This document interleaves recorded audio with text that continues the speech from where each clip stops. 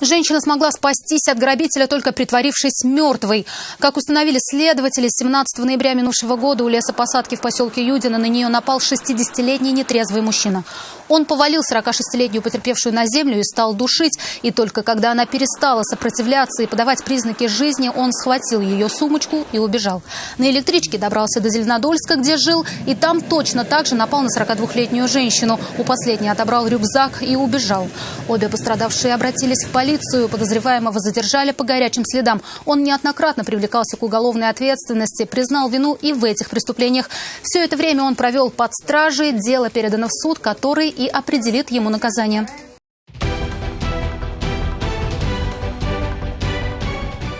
Происшествия и аварии, трагедии, героизм спасателей и сила закона в программе «Вызов 112» на сайте tnv.ru и на YouTube-канале ТНВ.